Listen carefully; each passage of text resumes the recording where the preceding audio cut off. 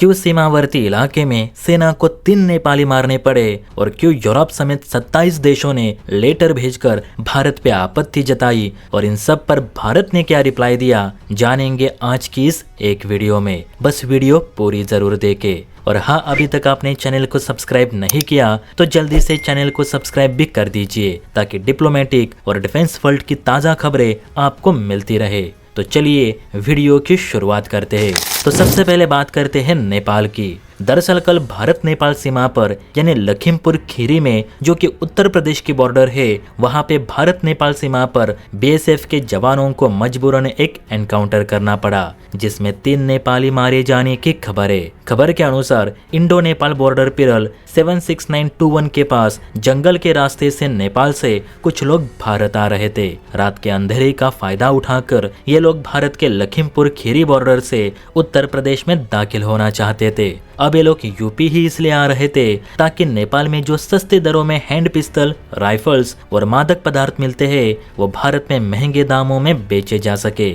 भले यूपी में योगी सरकार हो, वहाँ के नियम भी कड़े हो, लेकिन वहाँ ऐसे अपराधों की कोई कमी नहीं। एक सर्वे के अनुसार यूपी में हर साल करोड़ों के मादक पदार्थ और अवैध हथियार जब्त किए जाते हैं। तो इंडो नेपाल सीमा पर सेना ने जो सर्विलांस कैमरे लगाए हैं, उन्होंने इन नेपालियों को सबसे पहले कैप्चर किया। उसके बाद बीएसएफ के जवानों ने पुष्टि करने के लिए उनका पीछा करके उन्हें रोकने के लिए कहा, लेकिन वे जंगल के रास्ते भागने लगे और जवानों पे गोलियां भी चलाने लगे, क्योंकि पकड़े जाते तो उम्र कैद की सजा पक्की थी। अब इनके गोलियों का जवाब देते हुए बीएसएफ के जवानों ने भी काउंटर रिटेलिएशन शुरू किया, जिसमें तीनों नौसेना नेपाली मारे गए। जब जवानों ने इनकी तलाशी ली तो जो वेपन्स मिले वो मेड इन चाइना थे। प्लस ये नेपाली कई दफा यूपी में ड्रग्स बेचते देखे गए थे। हालांकि इसकी जानकारी नेपाली सरकार को दी गई है। अब देखते हैं कि केपी ओली इस पर कितना हंगामा खड़ा करते हैं। वैसे मेरे हिसाब से बीएसएफ के जवानों ने इन नेपालियों को ठोक कर अपनी ड्यूटी ही पूरी की है। बाकी इस पर आपकी क्या राय है, नीचे कमेंट करके बता सकते हैं। दूसरी खबर की बात करें तो वह भारत की most powerful intercontinental ballistic missile यानी अग्नि 5 को लेकर है, जिसके हालिया टेस्ट को लेकर यूरोप के कुछ देश नाराज है और इस टेस्ट को लेकर उन्होंने भारत पे आपत्ति दर्ज की है। आप सभी जानते हैं कि भारत ने बुधवार को ओडिशा के चांदीपुर टेस्ट रेंज सेंटर से अग्नि 5 मिसाइल का सफल परीक्षण किया। रक्षा मंत्रालय ने बयान जारी करके कहा कि इस परीक्षण में अग्नि 5 ने डीआरडीओ द्वारा रखे गए अपने सभी पैरामीटर्स को पूरा किया। यह भारत की पहली इंटरकॉन्टिनेंटल बैलिस्टिक मिसाइल है जो MIRV तकनीक यानी multiple independently targetable re entry vehicle से लैस है।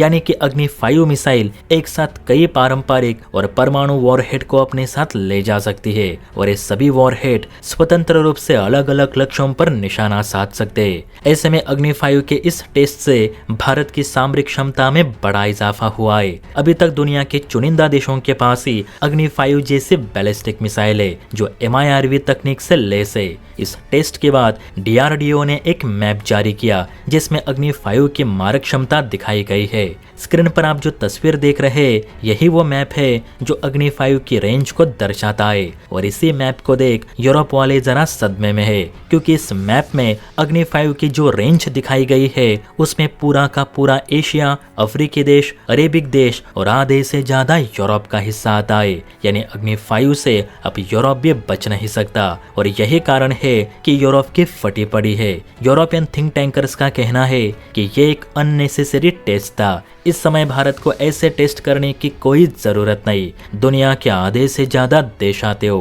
पहले ही दुनिया यूक्रेन युद्ध और गाजा युद्ध से परेशान है। ऐसे में भारत ऐसे विध्वंसक मिसाइलों का टेस्ट करके क्या साबित करना चाहता है? ऐसे मिसाइलों की दुनिया को कोई जरूरत नहीं। अब इस पर भारत का कहना है कि भारत ने किसी को डराने या किसी पे आक्रमण करने के लिए ये मिसाइल टेस्ट नहीं किया, बल्कि ये परीक्षण तो खुद की रक्षा के लिए किया गया है। और ये परीक्षण एक संदेश भी है कि कोई भी देश अगर भारत की जमीन पर बुरी नजर डालने की कोशिश करेगा, भारत को क्षति पहुंचाने की कोशिश करेगा, तो वो इस बात को भी ध्यान में रखे कि भारत के पास अग्नि 5 नाम की कोई मिसाइल भी है जो उसका काम तमाम कर सकती है। और ये धमकी भारत ने उन देशों को दी है जो भारत को परमाणु हमलों की धमकी देते रहते हैं। वैसे इस परीक्षण में अग्नि 5 की रेंज 4790 किलोमीटर बताई गई है। लेकिन आप बताना कि असल में अग्नि 5 की रेंज कितनी है।